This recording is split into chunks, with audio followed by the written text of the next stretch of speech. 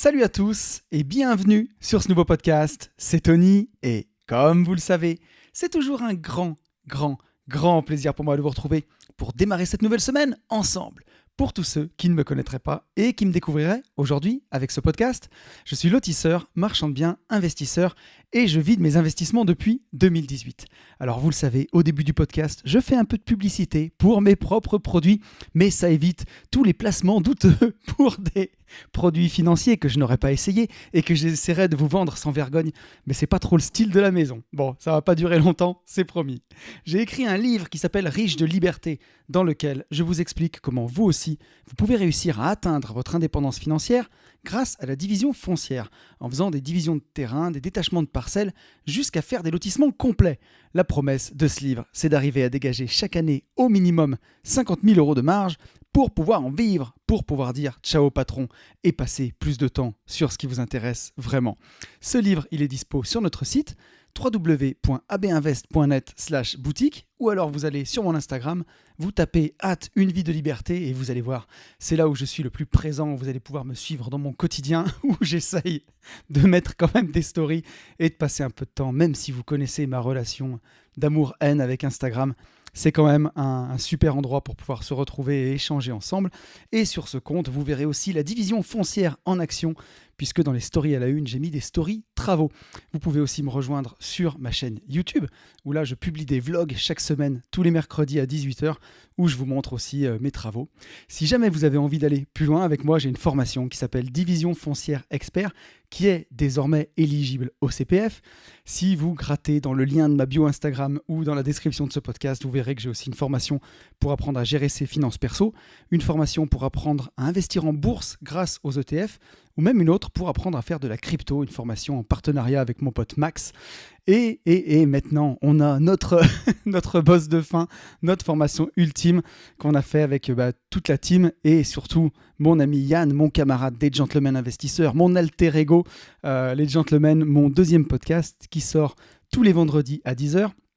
Et cette formation Global Invest, elle apprend un petit peu tout ça justement, comment investir en bourse, comment investir en crypto, surtout comment investir en immobilier au travers de sociétés et comment arriver à gérer son patrimoine comme un vrai chef d'entreprise, comme un vrai chef de sa propre entreprise personnelle.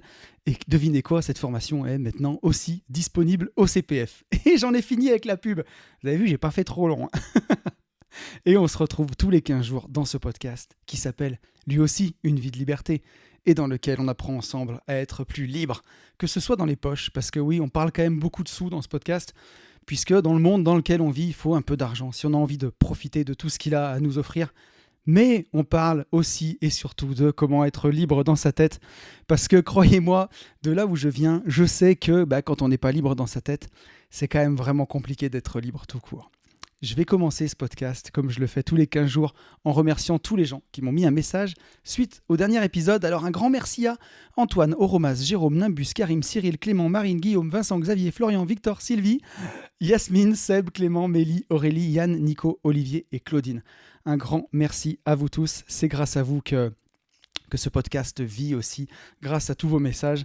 Et vous m'avez régalé cette semaine. On va avoir le temps d'en parler. Donc un grand merci à vous pour tout ça. Allez, on fait le petit point sur les chiffres. On aime bien les chiffres dans ce podcast.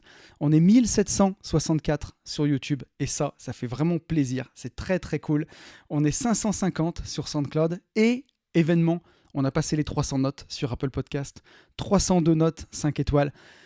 Un grand merci à vous pour tout ça. C'est ce qui donne de la visibilité. Il y a des périodes d'élection en ce moment. Donc, si vous avez envie de voter Une vie de liberté, n'hésitez pas à vous abonner. C'est gratuit. Et moi, ça me fait plaisir. Et sur Instagram, j'en parlais tout à l'heure, nous sommes 6341 sur Insta. Et ça aussi, ça fait plaisir. Je suis bientôt aux 2/3 de ma road to 10 000 abonnés. Et mine de rien, voilà, un compte Instagram qui a pas mal d'abonnés, ça donne aussi un sérieux, une légitimité pour aller approcher d'autres invités éventuellement ou des choses comme ça. Donc voilà, si vous n'êtes pas abonné, à votre bon cœur, vous pouvez aller vous abonner. Et un grand merci à vous tous qui permettez à ce podcast d'avoir plus de visibilité. Allez, avant de revenir sur le sujet de la dernière quinzaine, on va faire les petites news. Donc, une news importante, c'est qu'avec les Gentlemen Investisseurs et avec mon associé Ben, cette année, on organise un mastermind voiture de course. Donc, on a réservé, tenez-vous bien, le circuit du pôle mécanique d'Alès pour une journée entière pour piloter des Caterham sur piste. Donc, on avait 15 places à vendre. Il n'en reste plus que 6. On a fait profiter en avant-première du lien aux auditeurs du podcast privé, le podcast privé des Gentlemen Investisseurs. Si jamais ça aussi ça vous intéresse, il y a le lien dans la bio. Donc quand on est abonné au podcast privé, on a droit à avoir le lien pour réserver les places une semaine avant les autres. Donc il y avait 15 places, ils en ont pris 9, il en reste 6. Le lien, il sort mardi soir, donc on sera le 12 avril à 20h. Voilà, le lien est dans la description. Si vous voulez vous inscrire, ça sera possible à partir de mardi soir 12 avril à 20h. Donc voilà, ça sera du 26 au 28 octobre au pôle mécanique d'Alès. Il y a une journée entière de pilotage sur circuit et il y a une journée de séminaire avec Ben, mon associé, avec Yann, avec moi-même et avec Fabien Toruella, mon pote Fabien, qui est, on va dire, serial entrepreneur d'abord, qui est coach PNL et qui a énormément de choses à partager sur ce sujet-là. Il sera avec nous à la course, il sera avec nous le lendemain pour la PNL et je pense qu'il va retourner des cerveaux. Donc voilà, si jamais ça vous intéresse de passer du temps avec nous, il y a ce mastermind course de voiture du 27 au 28 octobre. Ça reste aussi un de nos événements les plus chers. C'est pas du kart, c'est vraiment du sport auto pour le coup. Donc le sport auto, je suis conscient qu'il y a un certain budget et que c'est cher. Si vous investissez grâce à une société, ça vous ramène le prix hors taxe et c'est quand même déjà plus intéressant.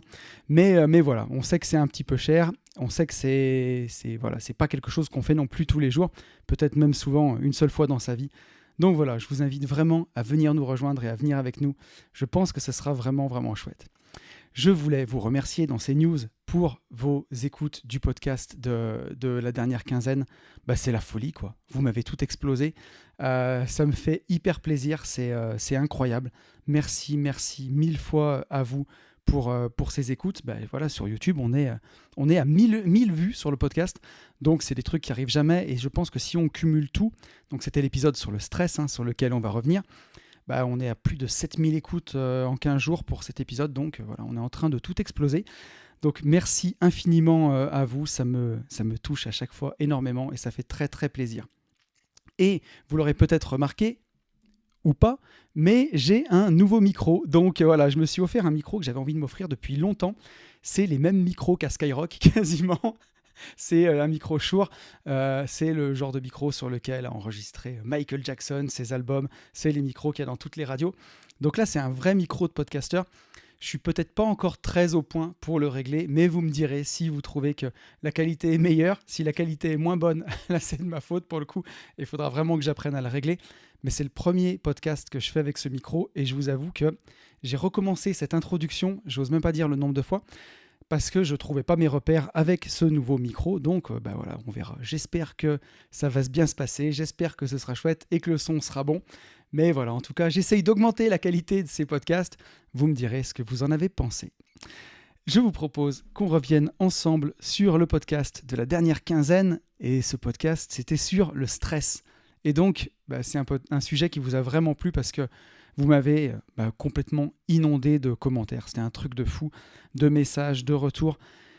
Et je ne m'étais pas trompé. J'ai voulu parler de ce sujet parce que dans mon quotidien, dans les gens que je rencontrais en mastermind et partout, j'ai l'impression que c'est quelque chose qui revenait énormément, ce sujet du stress. Et comme là-dessus, je reviens de loin. Et d'ailleurs, ça a été assez drôle parce que ces 15 derniers jours, je me suis mis à beaucoup bosser puisque j'ai beaucoup de projets qui sortent dans le monde réel, dans le monde physique. Je suis en train de faire construire un immeuble de 3 logements, je suis en train de faire construire une maison, je suis en train de travailler sur un projet d'immobilier artisanal. Donc c'est un gros projet, un gros bâtiment. Et je me suis rendu compte que j'étais pas non plus complètement guéri contre le stress. Alors aujourd'hui, j'ai toutes les méthodes pour le gérer et la grosse différence, c'est que c'est des contraintes que je choisis en fait, puisque c'est des projets qui me font plaisir. Mais voilà, même si c'est des projets qui me font plaisir, il faut que je gère les réunions, que je gère les intervenants, que je gère le planning, que je gère les mails.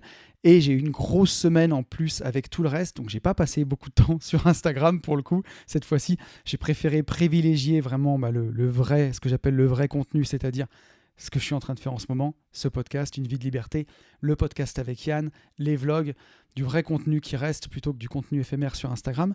Mais voilà, il a fallu que j'apprenne aussi à gérer ce stress et surtout la charge de travail pendant 15 jours, que me remette à gérer ça.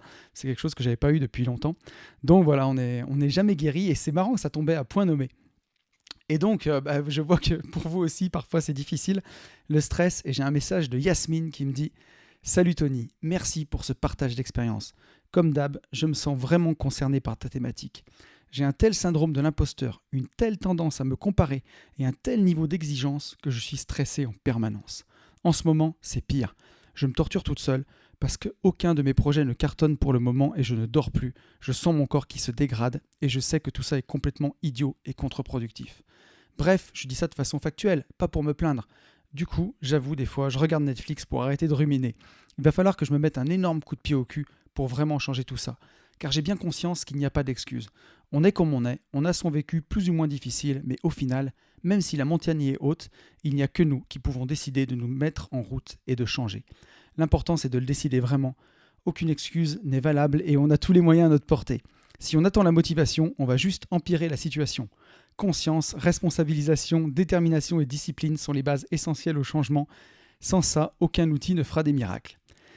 Alors j'ai voulu lire ton message, Yasmine, parce que je te trouve quand même assez dur avec toi-même là. Effectivement, c'est sûr que si on attend que la motivation vienne quand on est très stressé d'un côté, je le disais dans le podcast de la dernière quinzaine, que quand on est très stressé, il faut quand même se mettre en route pour ses propres projets et ce qui nous fait du bien. Là, pour le coup, ce que je ressens quand je lis ton message, c'est peut-être aussi de se rappeler pourquoi tu fais tout ça et quel est le sens de tout ça. Parce que pour moi, la motivation en tout cas, vraiment l'aspect motivation, c'est un faux problème. Si tout ce que tu fais a du sens pour toi, normalement la motivation, elle est innée et elle doit être là. Je ne dis pas que c'est toujours pomper l'up et qu'il n'y a pas des fois où on est fatigué, mais ça doit vraiment pas durer.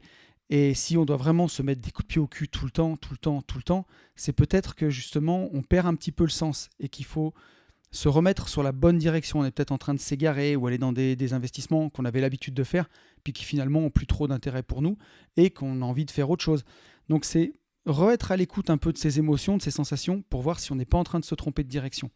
Mais voilà, en tout cas, je suis d'accord avec toi, hein, c'est pas de se mettre devant Netflix ou de ruminer qui va arranger les choses.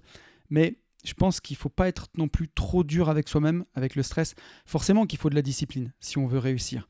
Mais il ne faut pas que ce soit vraiment dans trop de violence, je pense, et peut-être remettre un peu de sens dans tout ça. On a un message de Yann. Yann qui me dit « Le stress, mais c'est toute ma vie. En écoutant le passage sur les oublis, ça m'a replongé quelques années en arrière quand je travaillais pour un constructeur de véhicules sportifs français. À l'époque, j'avais préparé une séance de mise au point de 15 jours à l'étranger avec 20 véhicules et 40 personnes impliquées, durant laquelle était prévue une rencontre avec des journalistes pour une présentation du véhicule en question. Époque où au même moment, je faisais faire des travaux très longs dans ma RP. Bref, à la veille d'une journée de roulage sur circuit, ça n'a pas loupé. J'ai oublié de prendre des casques alors que tous les journalistes du monde venaient pour découvrir et essayer la voiture devant une partie top du management. Putain de rat race. L'histoire retiendra que j'ai négocié avec le directeur du circuit pour que les journalistes roulent sans casque avec la voiture qui, quelques mois plus tard, sera élue par ces mêmes journalistes meilleure voiture sportive de l'année 2017. Donc Yann, mon pote Yann, merci beaucoup à toi pour ton message.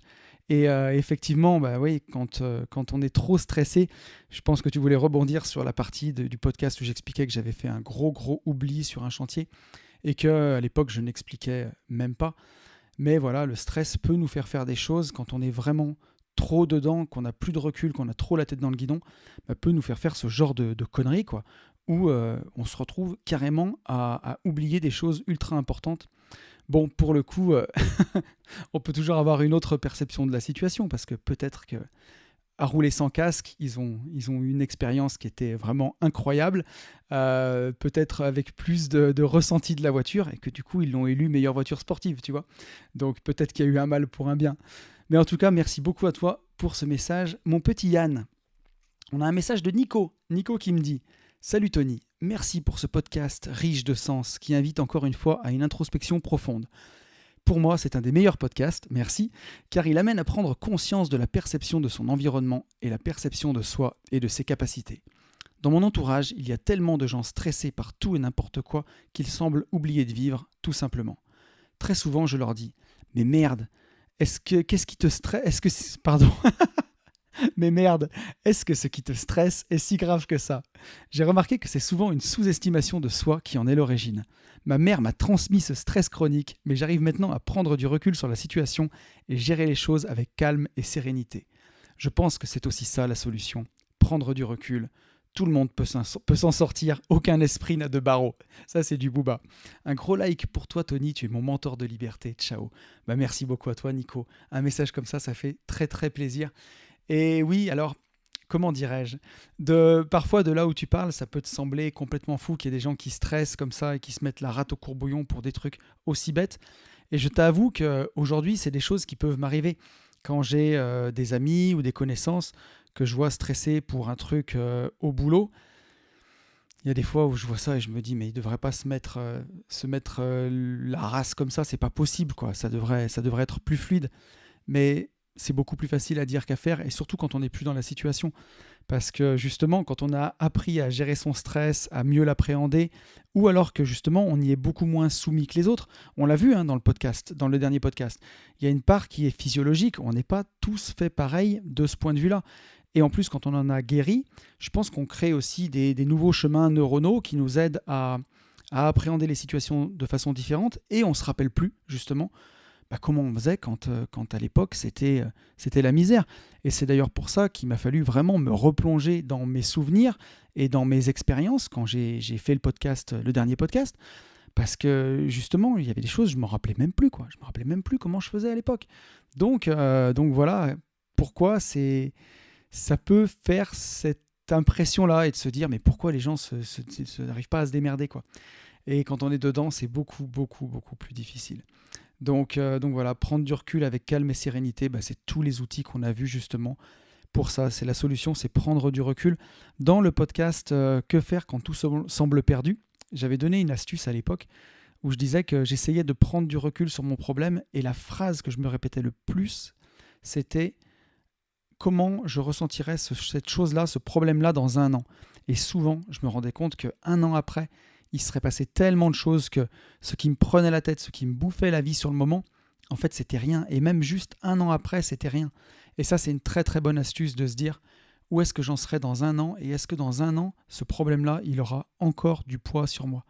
Et on peut se rendre compte que même une séparation, par exemple, 1 an après, il y a tellement d'eau qui a coulé sous les ponts que on est déjà bien, quoi. Même une séparation, un changement de travail, 1 an après, on se rend compte qu'on a retrouvé un nouveau taf. Il s'est passé tellement de choses que finalement, c'était pas grand-chose. Donc ça, c'est quelque chose qui aide beaucoup. Le temps aide beaucoup dans ces moments-là. On a un message de Benoît. Benoît qui nous dit « Salut Tony, encore une fois un super podcast sur le stress. Je voulais juste partager un truc qui m'a bien aidé. On entend souvent dire en dev perso que ce qui se passe durant la première heure de la journée va déterminer ton état d'esprit et donc tes actions et réactions pour le reste de la journée. Alors je me suis mis en place une petite routine toute simple. Le matin, je me réveille un peu en avance et j'écoute de la musique de relaxation pendant 30 minutes, soit en méditant, soit simplement en me relaxant. Petite astuce, je choisis une musique qui n'a pas de motif répétitif clairement identifiable. Comme ça, je n'anticipe pas la fin de la musique, ça me permet de vraiment lâcher prise. Cela permet d'attaquer la journée dans le calme et la sérénité. Je le fais tous les jours et ça m'aide vraiment beaucoup à garder mon calme face aux situations stressantes qui peuvent se présenter. Le but est de vraiment prendre le temps, donc il ne faut pas faire sa séance de relaxation puis courir comme un malade pour être à l'heure ensuite. Sinon, il y a aussi la respiration abdominale que l'on peut ajouter avec la relaxation. Et sachant que le psychologique a un impact sur le physique et inversement, parfois, pendant mes relaxations, je me force à sourire à fond pendant le plus longtemps possible pour forcer mon esprit à positiver. Et pour finir, il y a aussi tout ce qui est lié à la posture, en particulier ce qui ouvre la cage thoracique. Du coup, on peut combiner presque tout ensemble. Bref, il faudrait peut-être que je me lance dans un premier e-book sur le sujet, ou une formation en ligne, pourquoi pas. Merci encore, Benoît. Écoute, merci beaucoup à toi, Benoît. Il y a plein de choses vraiment intéressantes dans ton message. Alors oui, franchement, si vous pouvez méditer, ne serait-ce que 10 minutes tous les matins, moi, c'est ce qui m'a beaucoup aidé. Et à l'époque, je me levais à entre 5h moins quart pour aller au travail, donc ça me poussait à me lever des fois à 4h30 ou 4h35 pour faire mes 10 minutes de méditation. Et mes dernières années de rat race, j'avoue que ça m'a énormément aidé. Même si ça prenait sur mon temps de sommeil, c'était pas facile. Mais d'avoir fait ça, ça m'a beaucoup aidé. Alors je ne pouvais pas prendre une demi-heure. Mais si on a le temps, si on peut se le permettre, c'est une demi-heure, c'est parfait. Après, déjà 10 minutes, je trouve que c'est vraiment, vraiment très bien. Ensuite, sur ce que tu dis de se forcer à sourire, je trouve que c'est vraiment excellent et c'est quelque chose que je fais au CrossFit. Et d'ailleurs, mon coach John se marre parce que j'ai souvent tendance à grimacer pendant l'effort.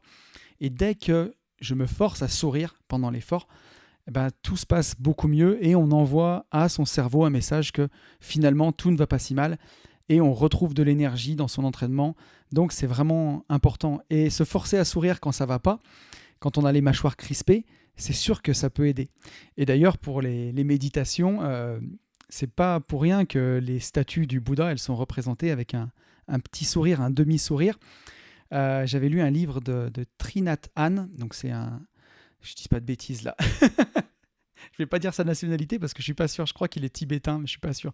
Mais en tout cas, c'est un bouddhiste qui a émigré en France et qui a donné beaucoup, beaucoup d'ateliers. Il est décédé aujourd'hui, mais j'avais lu un de ses livres sur la méditation et c'est ce qu'il disait, de méditer avec un demi-sourire aussi. Et justement, ça aide à positiver. Donc, merci à toi d'avoir partagé ça avec nous, Benoît. Je trouve ça top.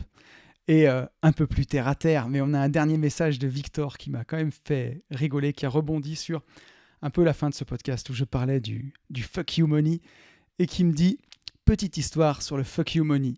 Au début de mon dernier CDI, mon boss m'a dit, sur le ton de la blague, « Fais attention, hein, sinon je te vire. » Et je lui ai répondu droit dans les yeux « Pas de problème, je ferai mon tour du monde plus tôt que prévu. » On a très bien travaillé ensemble par la suite, mais il n'a jamais fait le malin avec moi. Le fuck you money, c'est très bien.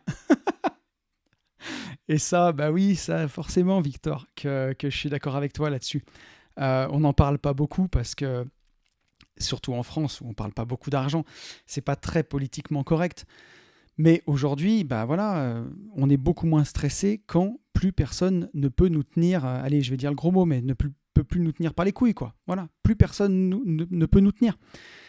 On décide de tout. Si on a envie de changer de boulot, personne ne peut nous tenir avec un salaire. Si on a envie de changer de maison, si on a envie de changer de région, peu importe en fait. On fait ce qu'on veut quand on a le fuck you money. On peut décider, on peut choisir, on a du pouvoir. C'est beaucoup plus facile pour emprunter à la banque. C'est plus facile pour tout. Et aujourd'hui, quand on a résolu l'équation, on va dire la partie argent dans l'équation de la vie, on a quand même solutionné une grosse part du problème. Et ça, il ne faut pas croire qu'il y a besoin d'être multimillionnaire pour arriver à ça. Mais investir, dégager des revenus passifs, du moment où vous avez réussi à remplacer votre salaire par vos revenus passifs, et c'est vraiment pas si dur que ça, ça demande de la constance, ça demande du travail, forcément que ça demande de l'abnégation, ça tombera pas du ciel, mais c'est ce que j'enseigne aussi sur ce podcast, au travers de tout ce qu'on fait, c'est ce que j'enseigne, ou en tout cas ce que j'essaye de transmettre avec les gentlemen investisseurs. Si vous arrivez à obtenir ça, d'un coup vous serez beaucoup moins stressé parce que voilà, votre boss vous a pris la tête, vous n'avez pas envie d'y aller demain, vous n'y allez pas. Et puis si jamais il veut vous virer, c'est pas grave, vous trouverez du travail ailleurs, vous avez le temps, le frigo se remplit tout seul, et du coup, forcément, on est beaucoup moins stressé. Donc voilà, je trouve que c'était marrant que Victor rebondisse sur ce point. Et j'en ai terminé avec le retour sur ce podcast sur le stress. Je vous propose qu'on passe au podcast de la semaine. Et alors cette semaine, pour changer un peu, j'ai décidé de ne rien faire de ce que j'avais prévu à l'origine. Et j'ai toujours une tonne de sujets que j'ai envie de traiter de façon assez analytique et qui pourraient aider, je pense, beaucoup de gens, comme le sujet de la confiance en soi, par exemple. Ou alors j'ai encore d'autres thèmes un peu plus philo, un peu dans la façon dont j'avais traité un thème comme le mensonge à l'époque, introduction, les pour, les contre, développement, conclusion. Non, je plaisante, mais parce que ce genre de sujet, j'aime beaucoup les traiter vraiment en profondeur. Déjà parce que j'adore me prendre la tête et réfléchir, mais en ce moment, je ressens un peu plus un besoin de légèreté, on va dire. Et pour ceux qui me suivent le plus, donc sur Insta, sur les vlogs, j'en parlais un peu tout à l'heure, mais vous l'avez peut-être ressenti, mais ces derniers temps, j'ai été plutôt très actif sur le terrain et moins sur les réseaux. Et quand j'ai quitté la Rat Race, fin 2018, puisque j'ai lancé mes premières opérations en 2019, Mais une fois que ça a été fait, j'ai vraiment ressenti à cette époque-là un grand besoin de repos et de changement. J'avais envie d'autre chose à cette époque. Et c'est aussi pour ça que je me suis mis sur Instagram. C'est pour ça que j'ai écrit le livre Riche de liberté. J'avais envie de changement. J'avais envie de me sortir du monde réel. J'avais envie de me sortir de ce monde physique, des investissements en IMO, des travaux, des locataires, du concret, quoi. J'en avais marre de tout ça. Et je pense que c'est pas un hasard si c'est aussi à cette période que je me suis vraiment encore plus passionné pour la bourse et que j'ai mis les bouchées doubles sur la bourse. Parce que la bourse, c'est vraiment un outil qui est fantastique. Et quand on a un petit peu de capital à y consacrer, ça permet de vraiment développer son patrimoine et de s'enrichir sans être vraiment actif au sens propre. Et une fois qu'on est formé et qu'on a mis en place des actions simples, c'est un moyen hyper puissant de continuer à s'enrichir, entre guillemets, sans effort. Donc, bien entendu, j'ai continué à développer mon IMO à côté, mais on va dire que ce qui avait occupé une place plus que centrale dans ma vie pendant des années, pour la première fois en 2019, ça passait un petit peu au second plan, au profit d'autres choses, et notamment de ma présence sur Internet. Et d'ailleurs, au début, quand on a créé notre société, AB Invest, avec Benjamin, on a eu cette sorte de deal un petit peu tacite au départ, et puis après, qu'on a clairement défini, mais que moi, j'allais essayer de développer notre présence sur le web, et Ben serait beaucoup plus dans l'opérationnel que moi sur le terrain. Et donc tout ça, ça a pu me permettre de donner naissance à ce podcast, à Une vie de liberté, au Gentleman Investisseur, et à toutes les belles choses que j'ai pu vivre grâce à tout ça.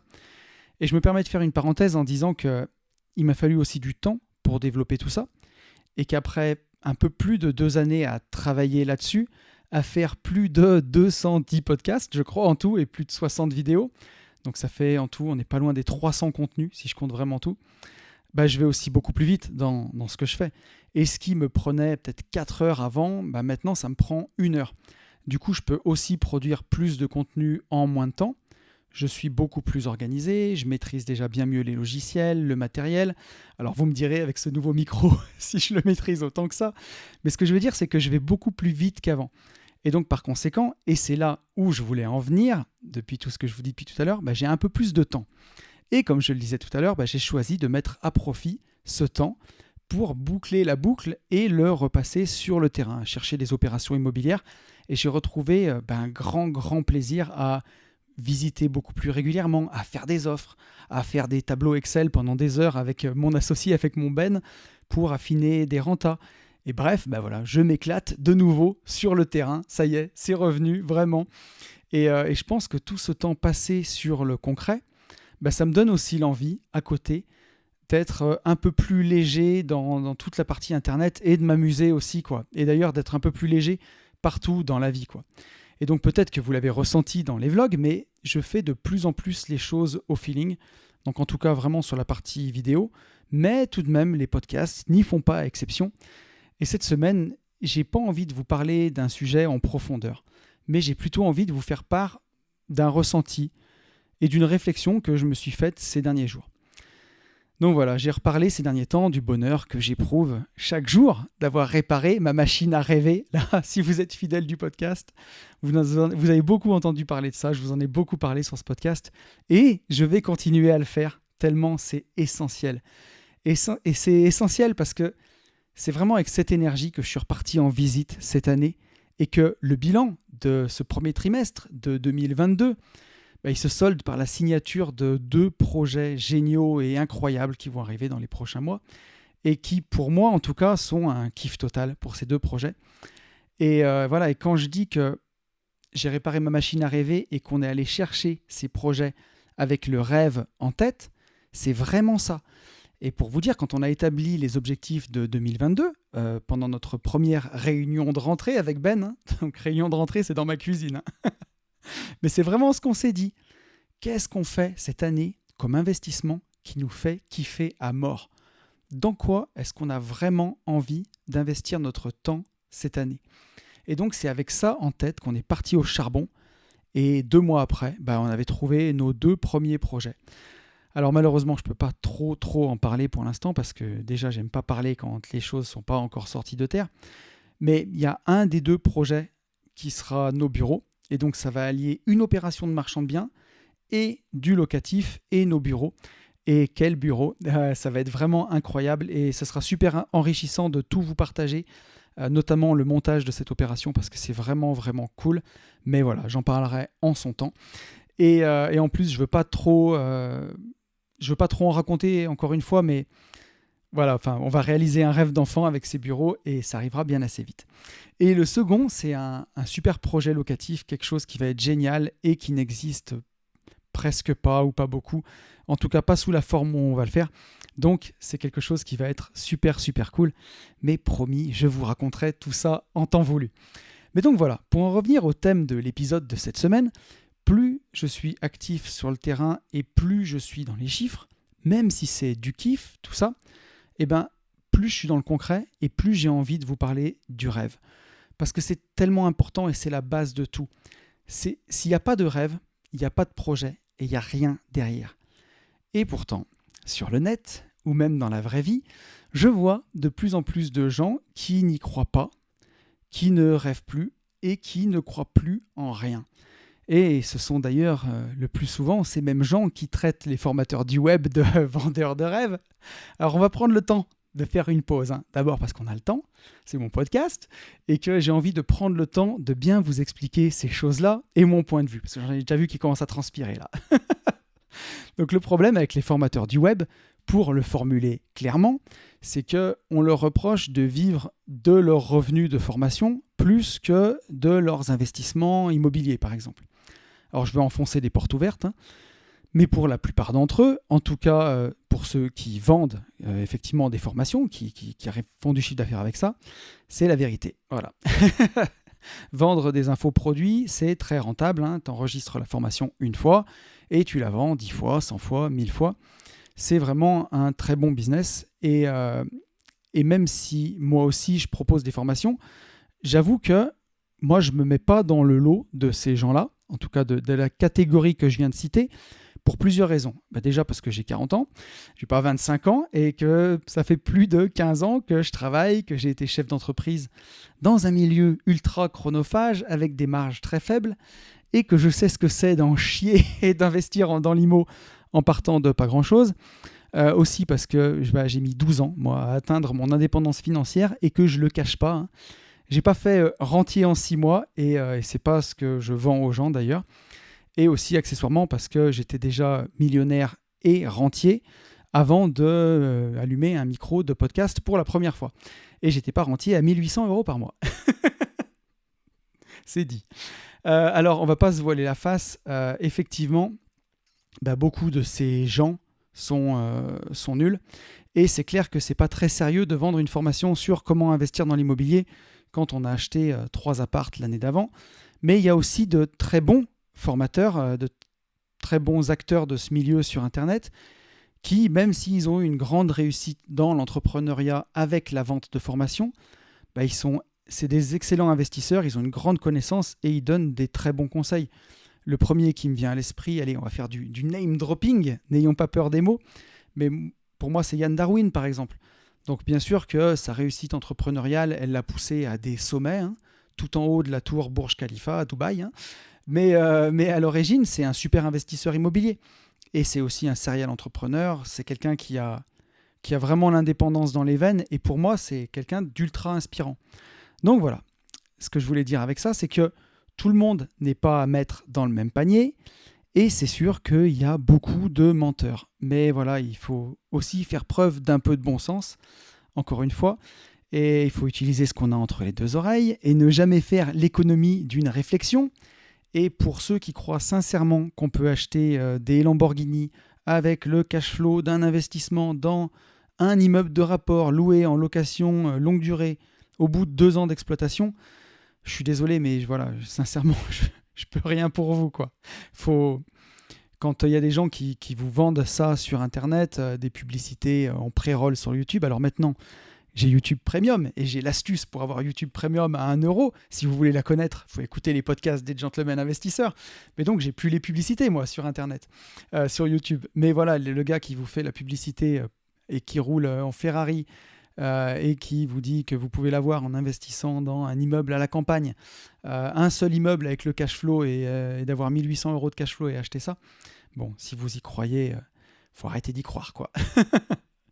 Mais par contre, du coup, ce qui m'ennuie et ce qui va être tout le sujet de ce podcast, c'est que à l'opposé de ces vendeurs de rêves, à l'extrême opposé, là, sont nés les néo-sceptiques. C'est ceux pour qui c'est impossible, quoi.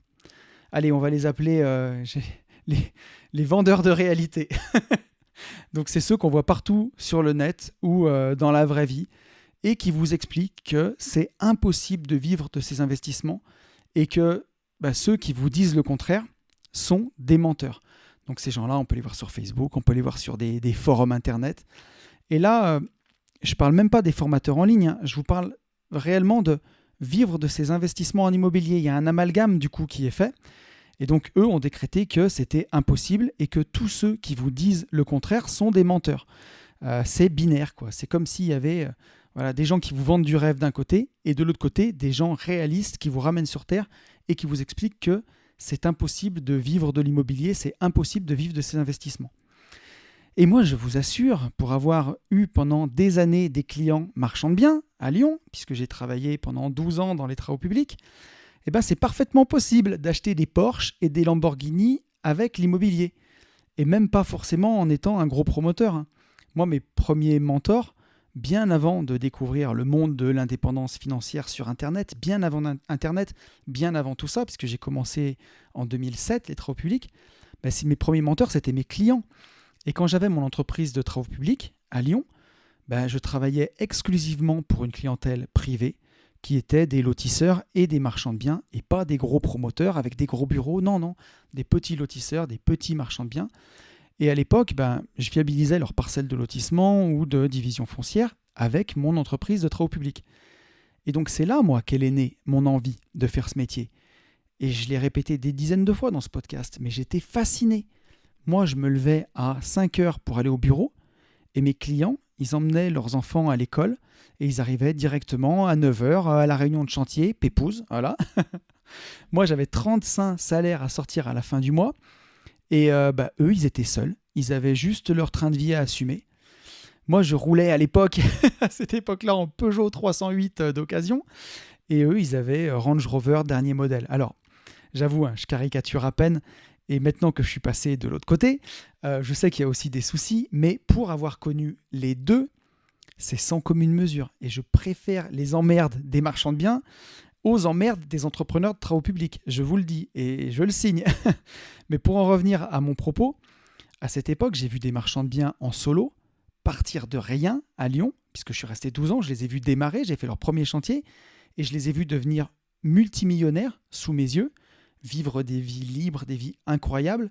Et eux, ils racontaient pas leur vie sur Instagram ni sur Internet. Et ils vendaient pas de formation. Et je les voyais partir en voyage une fois par mois. Je les voyais rouler dans des super voitures. Et c'était vraiment eux, mes premiers mentors. Et ils me faisaient rêver. Et à cette époque, personne parlait d'indépendance financière sur Internet. Donc, je suis formel, formation ou pas, c'est possible de devenir indépendant financièrement avec l'immobilier. Et ça me désole qu'on puisse être blasé à un point tel qu'on refuse d'y croire ou qu'on se refuse carrément à rêver, quoi. Et j'ai même une anecdote à ce sujet. Il y a quelque temps, je me suis retrouvé dans une soirée à discuter avec un couple où, sur le couple, la femme était très intéressée par l'immobilier. On avait des discussions vraiment, vraiment sympas, vraiment passionnantes. Et plus on arrivait dans la discussion, plus son conjoint se fermait. Et donc, quand il a compris que je vivais de mon patrimoine, que je vivais de mes investissements, mais il ne fallait pas croire que ça puisse être vrai. Et il cherchait toutes les excuses possibles. Et à chaque fois, je répondais à ses arguments en lui démontrant qu'on pouvait réellement vivre de son patrimoine. Et donc, au bout de quelques minutes, il était à court d'arguments et il savait que répéter « tu mens, tu mens, tu mens ». Comme si, pour lui, vraiment trop ancré dans ses blocages, ce que je racontais, c'était impossible. Mais bon, vous me connaissez, vous savez qu'on ne peut pas sauver tout le monde, et je le sais aussi. Alors je lui ai simplement dit, t'as raison, je suis une illusion, je n'existe pas, d'ailleurs, je vais disparaître. Et j'ai tourné les talons et je suis parti. Et voilà.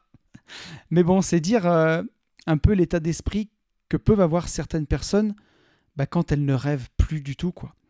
Et je vais même être un petit peu plus dur, mais faut pas oublier que notre cerveau, c'est une machine merveilleuse et qu'elle résout les problèmes qu'on lui soumet.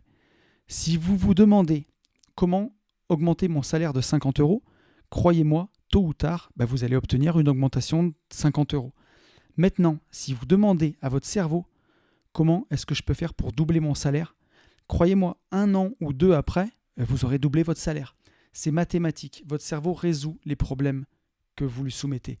Et même si ça peut vous paraître énorme, doubler votre salaire, croyez-moi, 2 ans après, ou vous aurez changé de travail, ou vous serez en mesure de vous offrir une autre perception des choses, vous aurez repéré des opportunités. Mais dans tous les cas, vous y arriverez.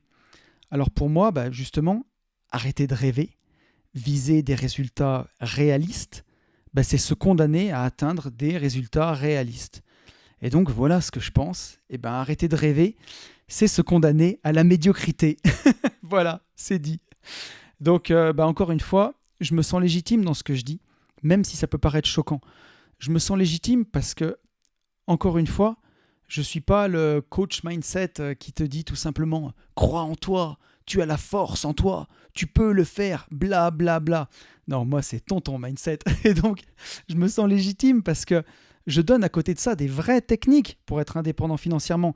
J'ai fait une formation sur l'immobilier, sur la bourse, sur les finances perso, sur le marchand de biens, sur tout ça. Donc je ne me contente pas de faire du blabla. J'explique comment le faire concrètement, pour de vrai, avec des chiffres, avec des actions. Donc bien sûr qu'on va chercher à activer la loi de l'attraction, mais pour le passage à l'action qui va devoir forcément suivre, je pense que je propose des fondations techniques, on va dire, qui peuvent être solides derrière. Donc, dans tous les domaines, c'est plus que jamais vital de rêver. Plus que jamais. Et ça va vous faire sourire, mais le week-end dernier, j'étais au concert de Julien Doré, qui passait à Lyon. Ceux qui me suivent sur Instagram l'ont vu. Donc, c'était un concert que j'ai trouvé génial. Et c'est d'ailleurs à ce concert que j'ai eu vraiment l'idée de faire le podcast de la semaine. Et je vais vous dire pourquoi. Parce que quand j'ai vu Julien Doré sur scène, j'ai forcément repensé au début de sa carrière. Et donc pour les plus vieux d'entre nous, Julien Doré il s'est fait connaître dans une émission qui s'appelait Nouvelle Star. C'était un télécrochet à l'époque pour chercher un nouveau chanteur ou une nouvelle chanteuse. Et je me souviens que ça, c'était en 2007. Et à cette époque, j'avais encore une télévision, honte à moi. Mais j'avais suivi cette émission avec une grande attention. Je venais juste de rentrer d'Écosse à cette époque-là, tout début 2007. Et je commençais à travailler dans cette bonne vieille usine du Puy-de-Dôme à Saint-Éloi-les-Mines. C'était juste avant de reprendre l'entreprise de travaux publics. Et je découvrais à cette époque ma jolie rat race, la même du podcast précédent, où j'avais calculé le cumul de mes salaires pendant les 42 prochaines années. Et ça fait 15 ans, mais je me souviens qu'encore à cette époque, à regarder Julien Doré dans cette émission, il me faisait vraiment rêver, quoi. Et il avait le courage de faire tout ce que j'osais pas faire à l'époque. Il était créatif, il était lui-même, il vivait ses rêves, il vivait une vie différente. Et moi, c'était clairement pas le chemin que j'étais en train de prendre, quoi. Et donc, il était réellement excentrique, Julien Doré, et un peu fou déjà à l'époque, avec une autodérision et un recul sur lui-même à faire pâlir le sérieux total et calculé d'un de nos néo-réalistes, là. Et je me souviens que ça me faisait rire parce que moi aussi, à ma manière, j'étais déjà excentrique et un peu fou, et j'avais fait beaucoup de théâtre d'impro pendant mes années d'études. Et j'avais cette insouciance, quelque part, de croire que j'arriverais toujours à jouer sur scène, à m'éclater, même dans la vie professionnelle. Et là, dans mon usine, au fond de cette vallée où il ne faisait jamais soleil, je commençais à sentir cette rat race, ce qui allait me bouffer là, pendant les prochaines années. Mais voilà, malheureusement, je n'avais pas le courage de Julien, ce courage d'être soi dont j'avais parlé dans le podcast sur Grégory Le Marchal. Et comme le lapin dans les phares de la voiture de notre dernier podcast, voilà, moi aussi, j'étais figé devant ce qui m'attendait. Alors il m'a fallu plus de temps, voire même beaucoup, beaucoup plus de temps. Mais aujourd'hui, que je vis vraiment mes rêves, que je suis libre, que je suis heureux, j'ai eu une drôle de sensation à au concert de Julien Doré, à son concert. Et j'ai vraiment eu comme le sentiment d'un clin d'œil du destin un peu. Alors bien sûr, hein, je ne suis pas une star, je ne suis pas connu, je ne remplis pas des zéniths, mais quand j'ai vu son spectacle, 15 ans après l'avoir vu dans cette émission, il y avait comme un petit sentiment de revanche sur la vie et j'avais presque l'impression de le regarder d'égal à égal, quoi. Un mec qui vit ses rêves, qui regarde un mec qui vit ses rêves. Et encore une fois, j'ai eu cette image des réalistes sceptiques là, hein, qui croient en rien. Parce que dans ce spectacle, Julien Doré, qui a les cheveux au milieu du dos, qui est habillé en costume rose, s'il vous plaît, il fait quand même chanter ses 2 chiens dans une chanson.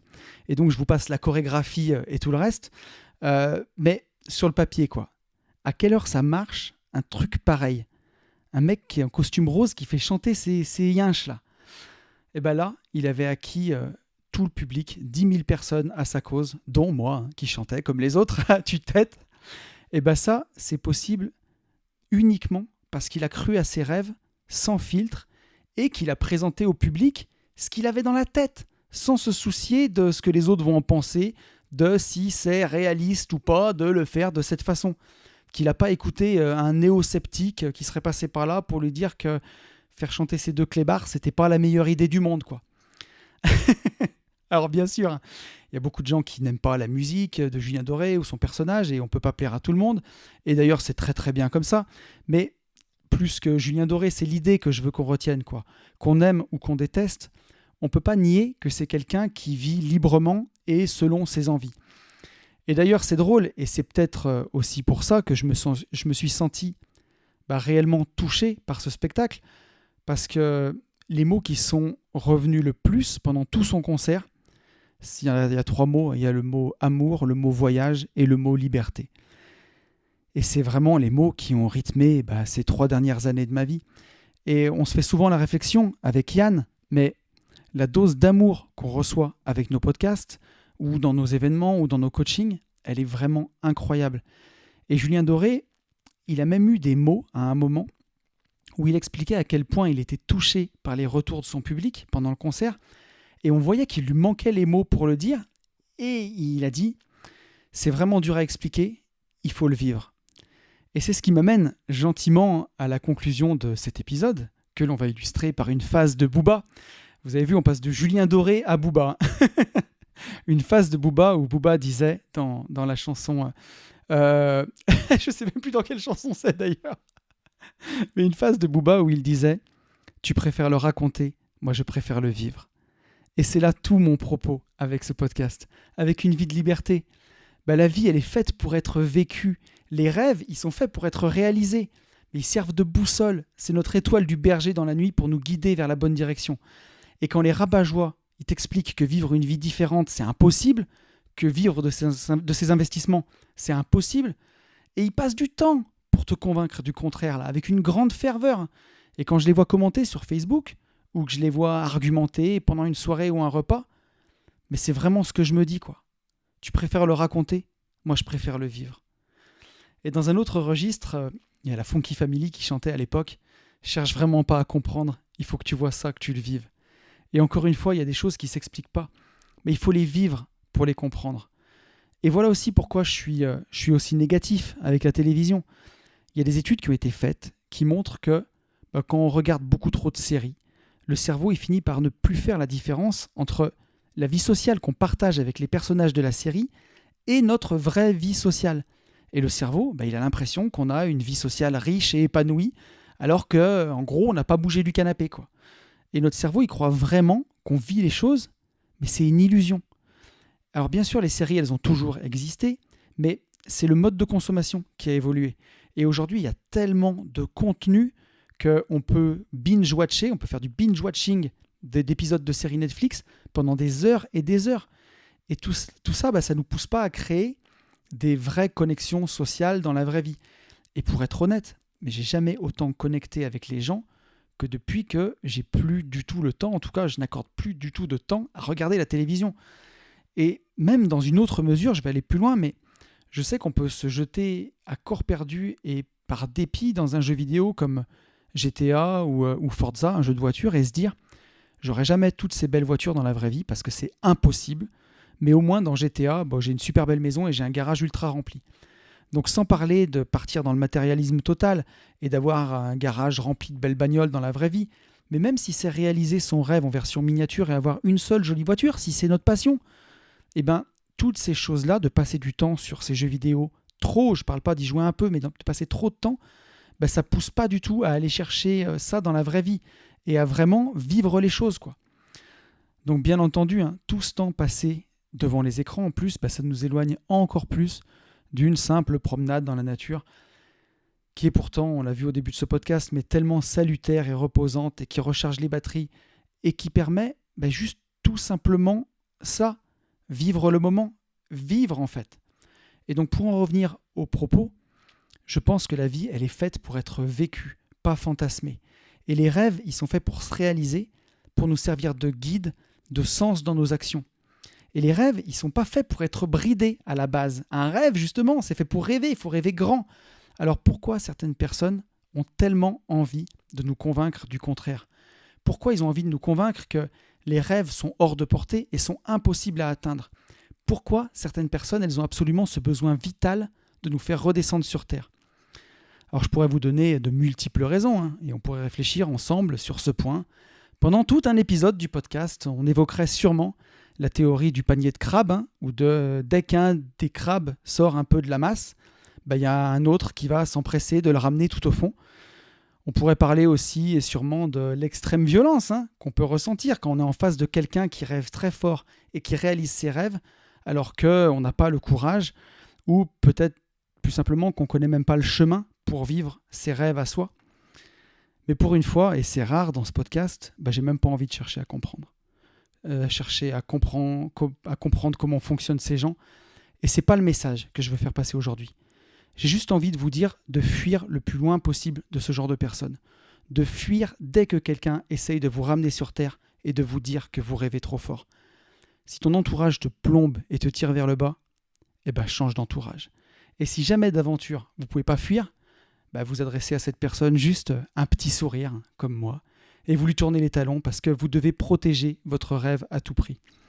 Alors je vais citer Booba une nouvelle fois, mais dans sa chanson « Petite fille », il a une phase tellement belle où il dit « Ma vie mais pas mon rêve, il n'y a que ça que tu m'enlèveras ». C'est tellement beau que je vais la répéter, mais « Ma vie mais pas mon rêve, il n'y a que ça que tu m'enlèveras ». Et il place symboliquement son rêve au-dessus même de la valeur de sa vie. Alors que techniquement, si tu es mort, tout s'arrête. Et pourtant, combien de personnes sont mortes et continuent de nous inspirer au travers de leurs rêves des années et des années après leur mort ? Un entrepreneur vous citerait immédiatement Steve Jobs, et moi, vous le savez pourquoi, j'aurais une pensée, par exemple, pour Bob Marley. Des gens qui continuent de nous inspirer par leur vision et leurs rêves, ce rêve qu'ils ont eu tout au long de leur vie, même après leur mort. Alors on ne sera peut-être jamais des Steve Jobs, des Bob Marley ou même des Julien Doré, ou peut-être pas, justement. Si le rêve est très fort, ça tient qu'à vous. Dans tous les cas, moi j'ai envie de m'en inspirer et de protéger mon rêve à tout prix de ces sceptiques réalistes-là. Vous savez que j'aime quand même partager des exercices pratiques dans mes podcasts, alors si je devais vous en partager un seul aujourd'hui, ce serait de prendre un peu de temps pour savoir ce qui vous fait réellement rêver et de vous demander comment est-ce que vous répondez à ce besoin-là aujourd'hui. En général, on prend déjà une petite claque à ce stade. Et donc ensuite, pour les fidèles des épisodes précédents, vous pouvez reprendre la rédaction de votre lettre à l'univers et puis la lire au moins une fois par jour, avec force, avec émotion, avec conviction et avec foi. En prononçant son rêve à voix haute, en le verbalisant, on commence déjà à lui donner vie. Et en faisant un effort de visualisation, on le rend alors réel dans son esprit et on se rend compte qu'on vient de monter la première marche. Alors pour conclure ce podcast et nuancer un peu avec mon propos avec un brin d'ironie, je peux aussi remercier d'une certaine façon ces briseurs de rêves, puisque j'ai tellement connu des périodes tristes et difficiles par le passé que j'ai un référentiel merdique très puissant qui me permet d'apprécier ma vie d'aujourd'hui. Mais voilà, force est de constater qu'il faut justement beaucoup de force pour arriver à garder son rêve intact dans ces périodes-là.